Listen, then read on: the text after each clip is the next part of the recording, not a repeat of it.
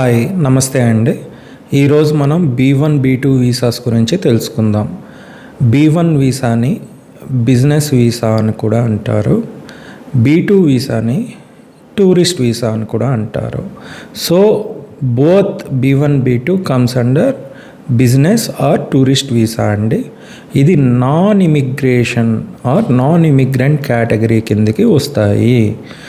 So మనం వెళ్ళిన పనిని ఓ స్టిపులేటెడ్ టైం అండ్ టెంపరీ రెసిడెంట్గా, అంటే కొంత టైం, ఒక 3 weeks 5 weeks 6 months ఆ టైం వరకే ఉండగలమండి. మీ పిల్లల్ని చూడడానికి వెళ్ళినప్పుడు మీ పేరెంట్స్ని మీరు పిలిపించుకోవడం, అలా ఓన్లీ ఒక టైం పీరియడ్ వరకు ఉండగలరు. ఓన్లీ వెళ్ళిన టాస్క్ మాత్రమే చూసుకొని రిటర్న్ వచ్చేయాలి. ఇమిగ్రెంట్గా మనం సెటిల్ అవ్వడానికి కుదరదు. కాబట్టే దీన్ని నాన్ ఇమిగ్రెంట్ వీసా కేటగిరీ కింద వాళ్ళు క్యాలిక్యులేట్ చేస్తారు. సో మనం ఇప్పుడు ఏంటంటే కన్సిడర్ చేస్తారు.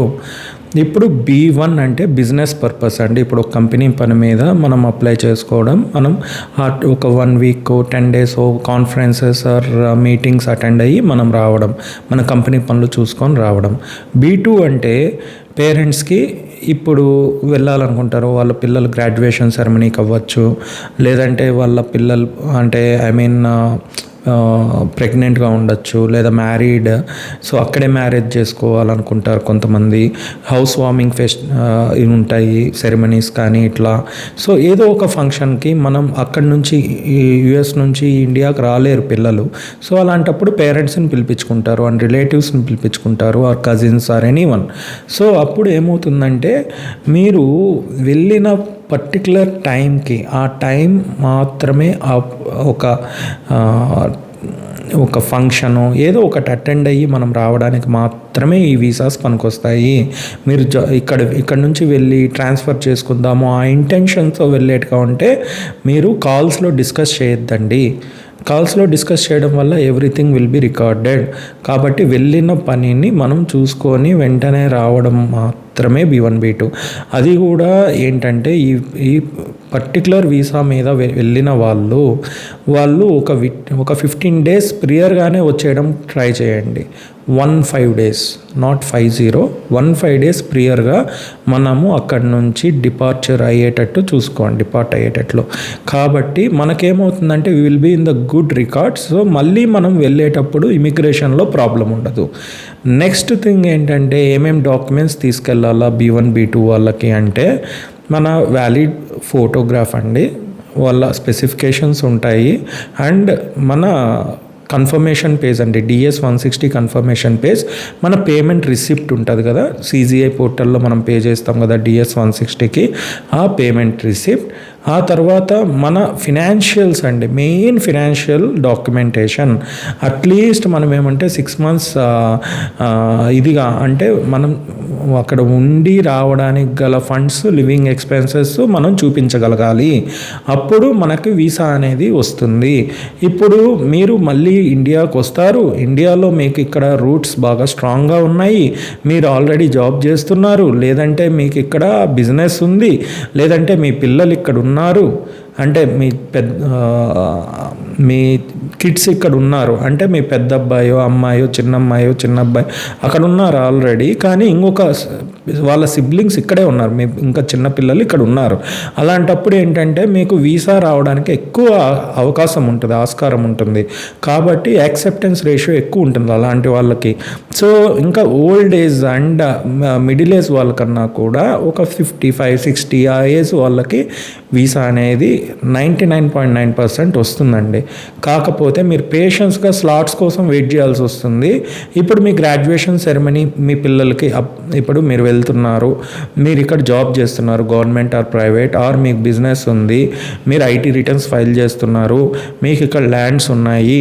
అలాంటప్పుడు ఏంటంటే గ్రాడ్యుయేషన్ సెరమనీ ఇన్విటేషన్ లెటర్ కూడా క్యారీ చేయాలా. మనం ఇప్పుడు వీసాకి వెళ్ళేటప్పుడు ఫినాన్షియల్స్తో పాటు మీరు ఎలా పెట్టుకోవాలా, ఫినాన్షియల్స్ మీరు ఇవన్నీ కేటగిరీస్ ఎలా వాళ్ళు అడిగిన స్పెసిఫికేషన్స్ ఎలా ఫుల్ఫిల్ చేయాలని చెప్పాను. అండ్ ఇప్పుడు ఏంటంటే మనం ఇన్విటేషన్ లెటర్ ప్రాపర్గా ఉండాలి. వాళ్ళు ఏ పర్పస్ మీద మిమ్మల్ని పిలుస్తున్నారు ఆ పర్పస్ మాత్రం మీరు అక్కడ ఖచ్చితంగా డిస్క్లోజ్ చేసి మనం కనబరచాల్సి ఉంటుంది. కాబట్టి మీరు ఇవన్నీ మైండ్లో పెట్టుకొని మనం ఒక B1 B2 ఫైల్ చేసేటప్పుడు ఎర్రర్స్ లేకుండా చూసుకోండి. DS 160లో మళ్ళీ మనం రెక్టిఫై చేయలేము. వన్స్ మనం అది కంప్లీట్ చేసామంటే కంప్లీట్ చేసే ముందు 1కి 10 సార్లు చూసుకోండి. ఎందుకంటే ఇప్పుడు ఒక ట్రాన్స్లేటర్ని పెట్టుకోవాలా మీరు, ఇలాంటివి ఏవైనా ఉంటే మీరు ముందుగానే చూడండి. లాంగ్వేజెస్ ఏదైనా మీరు సెలెక్ట్ చేసుకోవాలి అంటే మీరు మాట్లాడే మదర్ టంగ్ అవ్వచ్చు, లేకపోతే if you are comfortable with in speaking in English okay అండి. లేదంటే సమ్ ఆఫ్ దెమ్ వాళ్ళు పేరెంట్స్ కొంతమంది ఫార్మర్స్ అయి ఉండొచ్చు, లేదంటే వాళ్ళు అన్ఎడ్యుకేటెడ్ అవ్వచ్చు, లేదంటే they might not feel comfortable in speaking in English. వాళ్ళు అమ్మ వాళ్ళు లేదంటే నాన్న వాళ్ళు ఎవరైనా అమ్మ వాళ్ళు హోమ్ మేకర్స్ ఉండొచ్చు, నాన్న వాళ్ళు డిఫరెంట్ పనుల్లో అంటే వాళ్ళు ఆంధ్రాలో తెలంగాణలోనే కాబట్టి వాళ్ళకి ఏంటంటే ఇంగ్లీష్ అంతా మనము లాగా వాళ్ళు మాట్లాడకపోవచ్చు, వాళ్ళు అక్కడ మాట్లాడే యాక్సెంట్ వీళ్ళకి అర్థం కాకపోవచ్చు. It is better to keep the mother tongues అండి. మన తెలుగు అవ్వచ్చు, తమిళ్ అవ్వచ్చు, కన్నడం అవ్వచ్చు, ఏదైనా అవ్వచ్చు. సో నేను చెప్పేది ఏంటంటే ముందుగానే బుక్ చేసుకోండి ఇక్కడే ట్రాన్స్లేటర్ అనేది. ఇన్ కేస్ ట్రాన్స్లేటర్ మీకు దొరకలేదు, మీకు కొంచెం డౌట్ఫుల్గా ఉంది, మీరేం చేయొచ్చు అంటే వాళ్ళకి మెయిల్ డ్రాప్ చేయొచ్చు. మెయిల్ డ్రాప్ చేసి మళ్ళీ వాళ్ళని రిక్వెస్ట్ చేసుకోవచ్చు. సో ఇది అంటే ఫోన్ నెంబర్స్ ఉంటాయండి అఫీషియల్ వెబ్సైట్లోకి పోతే, అండ్ వాళ్ళని కమ్యూనికేట్ చేసుకొని you can request for a translator. కొన్ని కాన్సులేట్స్ నేను చెప్పేది ఏంటంటే కొన్ని కాన్సులేట్స్ ఉంటాయండి. ఇప్పుడు మన హైదరాబాద్ ఆర్ చెన్నై అయితే వీ క్యాన్ ఫైండ్ తెలుగు. మీరు ముంబై వెళ్ళారు అంటే తెలుగు ట్రాన్స్లేటర్స్ ఈజీగా దొరకడానికి అవకాశం ఉంటుంది. మీరు ఇప్పుడు ముంబై వెళ్ళారు లేదంటే డిఫరెంట్ న్యూఢిల్లీ వెళ్ళారు, so you have to book it priorly అండి. సో మెయిల్ డ్రాప్ చేసుకొని కమ్యూనికేట్ చేసి we can request them. Some times ఏం చేస్తారంటే మీరు రిక్వెస్ట్ ప్లేస్ చేసినప్పుడు మాకు ఇక్కడ అవైలబిలిటీ లేదు, మీరే ట్రాన్స్లేటర్ని తీసుకురావచ్చు అనేసి ఎంబసీ వాళ్ళు చెప్తారండి. కాబట్టి మీకు ఈ కంఫర్ట్ మీకు ఉంది కాబట్టి మీకు ఇవన్నీ అడ్వాంటేజ్ ఉంటుంది. సో అందుకనే నేను ముందుగా చెప్తున్నాను, మీరు ఇబ్బంది పడకూడదు అనేసి చెప్తున్నా.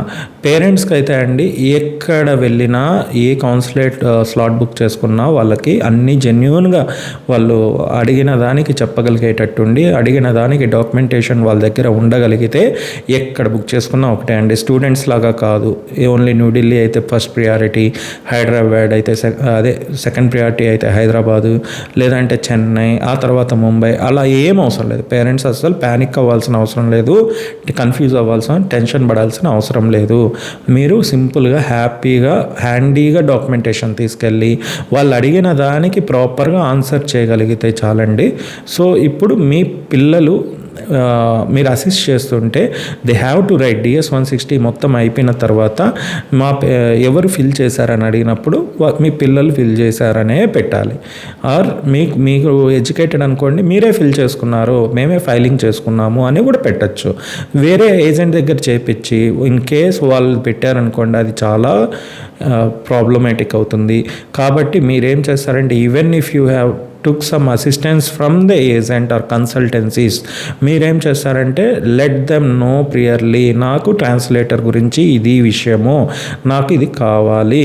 ఇన్ కేస్ వాళ్ళు గైడెన్స్ ఇచ్చారా ఓకే, మీరు డైరెక్ట్గా వెళ్ళినా if you request there when having VI దగ్గర కూడా వాళ్ళు ఇస్తారండి, ఏమి ఇబ్బంది ఏం లేదు. కాబట్టి మీరు ఈ క్వశ్చన్ నేను చెప్పిన పాయింట్స్ అన్నీ ఫాలో అయ్యి కొంచెం రీసెర్చ్ చేసుకొని మీరు ప్యానిక్ అవ్వకుండా, మనకేం తెలియాల్సిన విషయంలో మనలాంటి మనిషే వాళ్ళు కూడాను, పెద్దవాళ్ళకి నేను చెప్పే అంత పెద్దవాడిని కాదు. కాబట్టి మీ పేరెంట్స్కి కూడా మీరు ఎడ్యుకేట్ చేయండి స్టూడెంట్స్. కాబట్టి మన వీడియో చూస్తున్న సబ్స్క్రైబర్స్ అందరికీ ఆల్ ది బెస్ట్ అండి. Thank you. ఇంకా నెంబర్ ఆఫ్ వీడియోస్ వస్తూ ఉంటాయి, ఇంకా కూడా డిస్క్రిప్టివ్గా ఇంకా క్లియర్గా క్లారిటీతో number of videos me doubts అన్నీ క్లియర్ చేసేలాగా నేను చేస్తూ ఉంటాను. మన యూట్యూబ్లో నేను పెడుతూ ఉంటాను. కాబట్టి మీరు కూడా నచ్చుంటే లైక్ చేసి షేర్ చేసి సబ్స్క్రైబ్ చేసుకోండి. Thank you.